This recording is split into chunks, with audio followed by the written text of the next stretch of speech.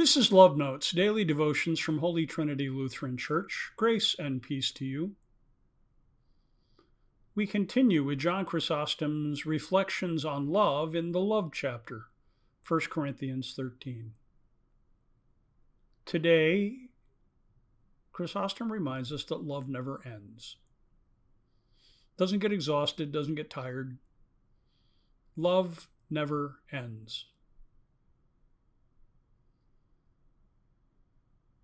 Do you see how he puts the crown on the arch, and what things are peculiar to the gift of love?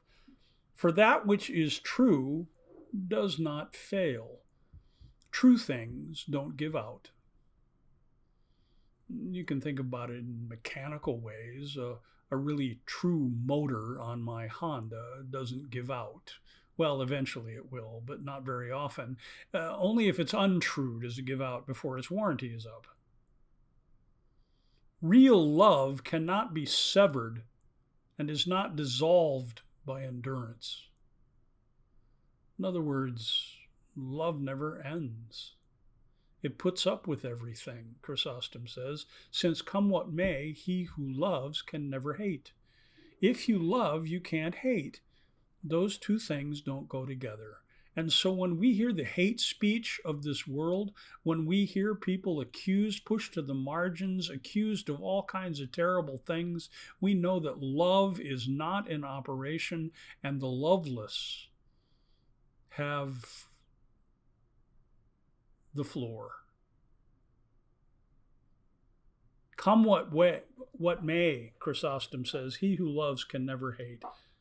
This, then, is the greatest of its virtues, that it eliminates hate from the world. Think about that. Love eliminates the hate from the world. That's how it's saved.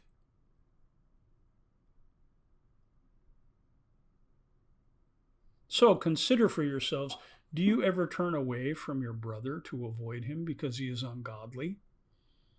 Yeah, maybe you do. Truly, for this cause above all others, you should welcome the other and attend his needs, so that you may raise him up in his sickness. He's turning things over.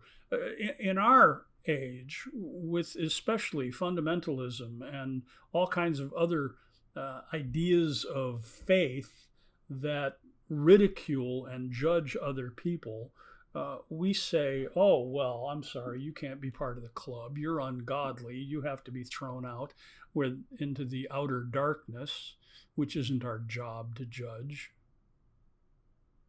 Chrysostom says, if you see somebody who is acting ungodly, love is about reclaiming them, healing them, lifting them up.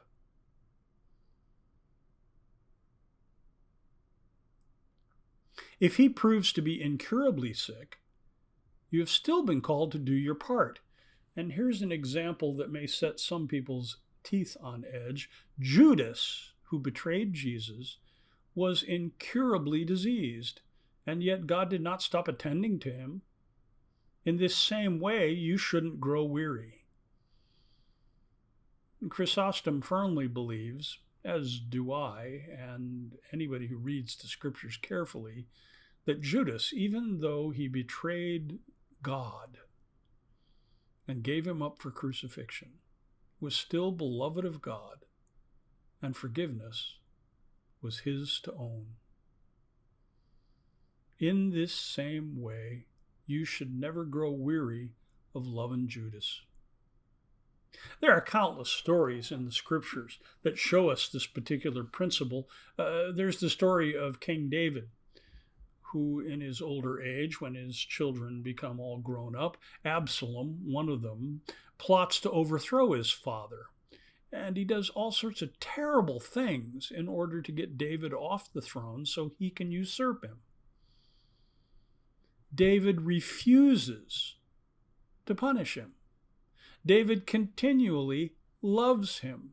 Even when they have him trapped, Absalom, out in the field, he says, don't hurt him to his captains. They disregard the order. But David loves Absalom to the end. He does not grow weary in loving his son. Even though his son, well, his son has become evil and seems completely without redemption. We think of Joseph and his brothers.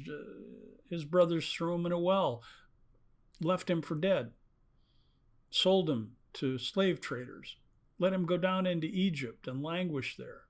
He ended up in prison. And yet, at the end of the story, Joseph embraces his brothers and invites them into Egypt so that they might survive. Love does not grow weary. Perhaps we can apply Jesus' teaching about forgiveness here. Peter, after he hears about the forgiveness that you're supposed to do in the community of God's people, says, how many times am I supposed to forgive my brother or sister? And Jesus tells him 7 times 70, which is a way of saying endlessly, forever, because this is the kingdom of love, and we don't write anybody off. Now, if that's a little bit too mushy, if it's a little bit too understanding, if it's a little bit short on law for you, then get to know Jesus, who loves you that much.